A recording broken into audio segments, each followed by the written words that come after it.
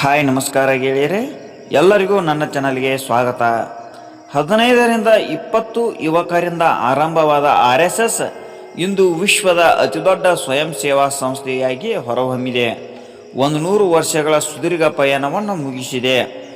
ಇವತ್ತಿನ ಈ ಸಂಚಿಕೆಯ ವಿಡಿಯೋದಲ್ಲಿ ನಾವು ಈ RSS ಹೇಗೆ ಸ್ಥಾಪನೆಯಾಯಿತು ಹಾಗೂ ಹೇಗೆ ಸ್ಥಾಪನೆ ಆಯಿತು ಅಂತ ನೋಡೋಣ.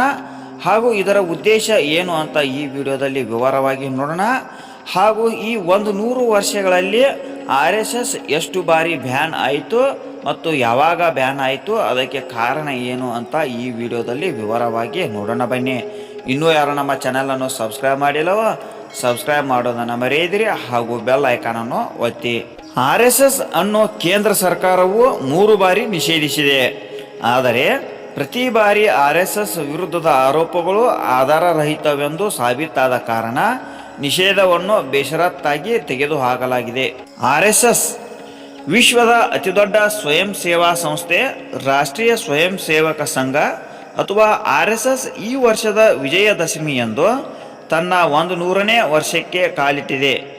1925ರಲ್ಲಿ ಕರೆಯಲ್ಪಡುವ ವಿಜಯದಶಮಿ ಹಬ್ಬದ ದಿನದಂದು RSS ಅಧಿಕೃತವಾಗಿ ಆರಂಭವಾಯಿತು.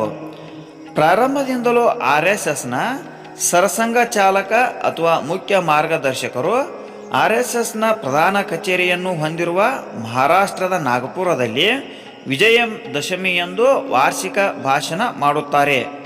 ಈ ಭಾಷಣದಲ್ಲಿ ಸಮಕಾಲೀನ ಸಮಸ್ಯೆಗಳ ಬಗ್ಗೆ RSSನ ನಿಲುವನ್ನು ವಿವರಿಸುತ್ತಾರೆ. ಮುಂದಿನ ವರ್ಷದಲ್ಲಿ ತೆಗೆದುಕೊಳ್ಳಲಿರುವ ಸೈದ್ಧಾಂತಿಕ ನಿಲುವುಗಳ ಬಗ್ಗೆ ಸ್ಪಷ್ಟತೆಯನ್ನು ನೀಡುತ್ತಾರೆ. ಹೀಗಾಗಿ RSS ಸ್ವಯಂ ಸೇವಕರೊಂದೇ ಅಲ್ಲದೆ ಇತರರು ಸಹ ಈ ಭಾಷಣವನ್ನು ತೀವ್ರ ಆಸಕ್ತಿಯಿಂದ ವೀಕ್ಷಿಸುತ್ತಾರೆ. ಇಂದು ವಿಶ್ವದ ಅತಿದೊಡ್ಡ ಸ್ವಯಂ ಸೇವಾ ಸಂಘಟನೆಯಾಗಿ ಬೆಳೆದಿರುವ RSS ಕೇವಲ 15ರಿಂದ 20 ಯುವಕರು ಮತ್ತು ಹದಿಹರೆಯದವರೊಂದಿಗೆ ಸ್ಥಾಪನೆಯಾಗಿತ್ತು ಎಂದರೆ ನಂಬಲು ನಿಜಕ್ಕೂ ಅಚ್ಚರಿ ಎನಿಸುತ್ತದೆ. ಸ್ಥಾಪಿಸಿದ ದಿನದಂದು ಉಪಸ್ಥಿತರಿದ್ದವರಲ್ಲಿ ಭಾಜಿ ಕೌರೆ, ಅಣ್ಣಾ ಸೋಹಿನಿ, ವಿಶ್ವನಾಥ್ ರಾವ್ ಕೇಳ್ಕರ್, ಬಾಲಾಜಿ ಹುದ್ದಾರ್ ಮತ್ತು ಬಾಪುರಾವ್ ಭೇದಿ ಸೇರಿದ್ದಾರೆ.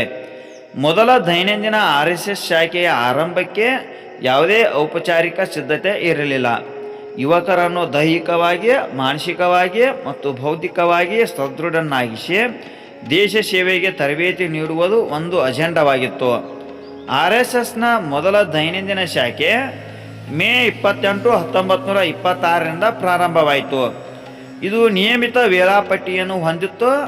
RSSನ ಆರಂಭಿಕ ಸ್ವಯಂ ಸೇವಕರು ಅಂದು RSSನ ದೈನಂದಿನ ಸಭೆ ನಡೆಯುತ್ತಿದ್ದ ಸ್ಥಳ ನಾಗಪುರದ ಮೊಹಿತೇವಾಡ ಮೈದಾನ.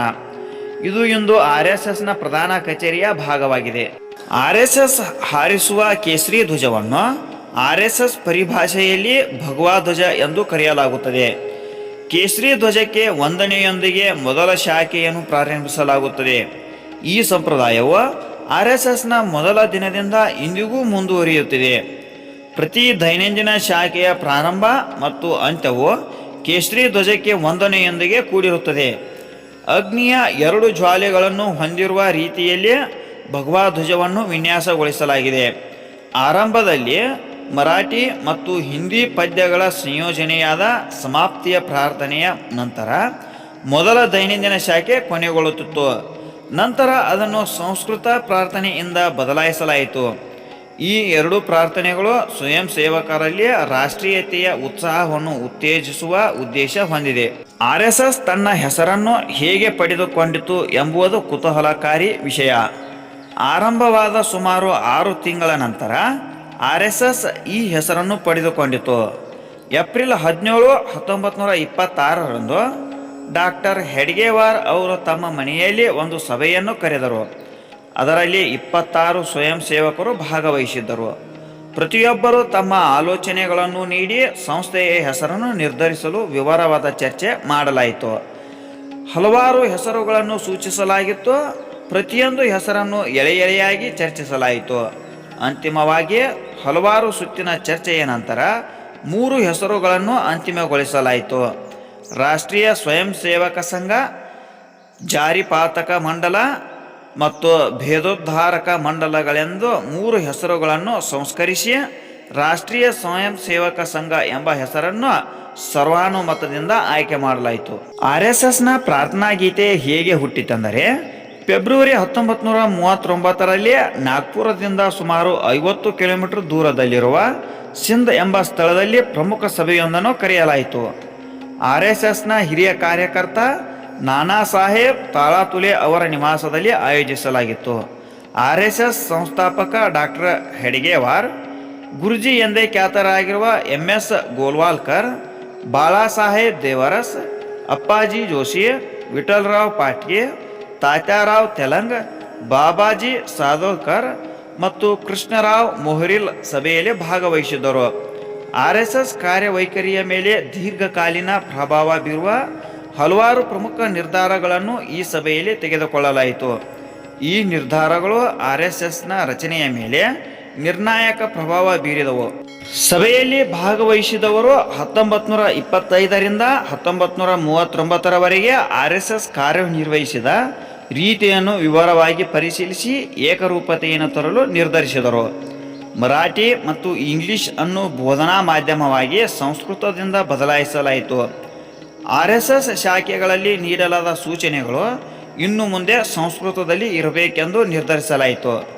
ಸಂಸ್ಕೃತದಲ್ಲಿ RSS ಪ್ರಾರ್ಥನೆಯನ್ನು ಅಭಿವೃದ್ಧಿಪಡಿಸುವ ವಿಷಯದ ಬಗ್ಗೆಯೂ ಚರ್ಚಿಸಲಾಯಿತು. RSS ಪ್ರಾರ್ಥನೆಯ ಸಾರವನ್ನು ಆರಂಭದಲ್ಲಿ ಮರಾಠಿಯಲ್ಲಿ ಬರೆಯಲಾಯಿತು. ನಂತರ ನಾಗ್ಪುರದ ಮೋಹಿತೆ ಶಾಖೆಯ ಕಾರ್ಯವು ನಾರಾಯಣರಾವ್ ಭೀಡೆ ಅವರಿಗೆ ಮರಾಠಿ ಗದ್ಯವನ್ನು ಪರಿವರ್ತಿಸುವ ಜವಾಬ್ದಾರಿಯನ್ನು ವಹಿಸಲಾಯಿತು. ಅವರ ಅನುವಾದವನ್ನು ಅಷ್ಟೇನು ಬದಲಾವಣೆಗಳಿಲ್ಲದೆ ಸಂಸ್ಕೃತ ಎಲ್ಲರೂ ಒಪ್ಪಿಕೊಂಡರು.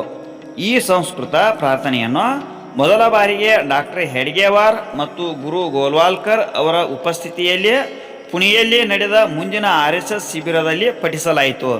ಅದೇ ಸಂಸ್ಕೃತ ಪ್ರಾರ್ಥನೆಯನ್ನು ಇಂದಿಗೂ RSS ಶಾಖೆಗಳಲ್ಲಿ ಯಾವುದೇ ಬದಲಾವಣೆ ಇಲ್ಲದೆ ಓದಲಾಗುತ್ತದೆ. ಇವಾಗ RSS ಮೇಲೆ ಎಷ್ಟು ಬಾರಿ ಬ್ಯಾನ್ ಹೇರಲಾಯಿತು ಹಾಗೂ ಯಾವ ಕಾರಣಕ್ಕೆ ಹೇರಿ ಮತ್ತೆ ಹಿಂಪಡೆಯಲಾಯಿತು ಅಂತ ನೋಡೋಣ ಬನ್ನಿ. RSS ಅನ್ನು ಕೇಂದ್ರ ಸರ್ಕಾರವು 3 ಬಾರಿ ನಿಷೇಧಿಸಿದೆ. ಆದರೆ ಪ್ರತಿ ಬಾರಿ RSS ವಿರುದ್ಧದ ಆರೋಪಗಳು ಆಧಾರರಹಿತವೆಂದು ಸಾಬೀತಾದ ಕಾರಣ ನಿಷೇಧವನ್ನು ಬೇಷರತ್ತಾಗಿ ಹಿಂದೆ ತೆಗೆದುಕೊಳ್ಳಲಾಯಿತು.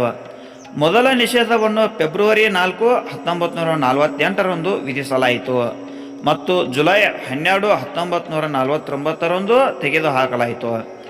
RSS ಅನ್ನು ಜುಲೈ 4, 1975ರಂದು ಎರಡನೇ ಬಾರಿಗೆ ನಿಷೇಧಿಸಲಾಯಿತು ಮತ್ತು ಮಾರ್ಚ್ 22, 1977ರಂದು ನಿಷೇಧವನ್ನು ತೆಗೆದುಹಾಕಲಾಯಿತು. ಮೂರನೆಯದಾಗಿ RSS ಅನ್ನು ಡಿಸೆಂಬರ್ 10, 1992ರಂದು ನಿಷೇಧಿಸಿ ಜೂನ್ 4, 1993ರಂದು ತೆಗೆದುಹಾಕಲಾಯಿತು. ಮಹಾತ್ಮ ಗಾಂಧಿಯವರ ಹತ್ಯೆಯ ಸಂದರ್ಭ 1948ರಲ್ಲಿ RSS ನಿಷೇಧಕ್ಕೊಳಗಾಗಿತ್ತು. ಫೆಬ್ರವರಿ 4, 1948ರಂದು ಸರ್ದಾರ್ ವಲ್ಲಭಭಾಯಿ ಪಟೇಲ್ ನೇತೃತ್ವದ ಕೇಂದ್ರ ಗೃಹ ಸಚಿವಾಲಯವು ಹೊರಡಿಸಿದ ಸರ್ಕಾರದ ಪ್ರಕಟಣೆಯು ಈ ಕುರಿತು ಪ್ರಕಟಣೆ ಹೊರಡಿಸಿತು. 18 ದಿನಗಳ ನಂತರ ಸ್ವಂತ ಪಟೇಲರೇ ಈ ನಿಷೇಧವನ್ನು ತೆರವುಗೊಳಿಸಿದರು. ಇಂದಿರಾ ಗಾಂಧಿ 1975ರ ತುರ್ತು ಪರಿಸ್ಥಿತಿ ಘೋಷಿಸಿದ ಸಂದರ್ಭದಲ್ಲಿ RSS ಚಟುವಟಿಕೆಗಳನ್ನು ಮೊಟಕುಗೊಳಿಸಲು ನಿಷೇಧಿಸಿದರು. 1992ರಲ್ಲಿ ಅಯೋಧ್ಯೆಯಲ್ಲಿ ಬಾಬರಿ ಮಸೀದಿ ಧ್ವಂಸದ ನಂತರ ಮತ್ತೊಮ್ಮೆ ನಿಷೇಧ ವಿಧಿಸಲಾಗಿತ್ತು. ಹೀಗೆ ಇಂತಹ ಕಾರಣಗಳಿಂದ RSS ಅನ್ನು 3 ಬಾರಿ ಬ್ಯಾನ್ ಮಾಡಿ ಹಾಗೂ ನಿಷೇಧವನ್ನು ಹಿಂಪಡೆಯಲಾಗಿದೆ. ನಿಮಗೆ ಈ ವಿಡಿಯೋ ಇಷ್ಟವಾಗಿದ್ದರೆ ಲೈಕ್ ಮಾಡಿ ಹಾಗೂ ಇತರರಿಗೂ ಶೇರ್ ಮಾಡಿ. ಇನ್ನೂ ಇಂತಹ ಉಪಯುಕ್ತ ವಿಡಿಯೋಗಳಿಗಾಗಿ ನಮ್ಮ ಚಾನಲನ್ನು ಸಬ್ಸ್ಕ್ರೈಬ್ ಮಾಡಿ ಹಾಗೂ ಬೆಲ್ ಐಕಾನನ್ನು ಒತ್ತಿ. ಧನ್ಯವಾದಗಳು.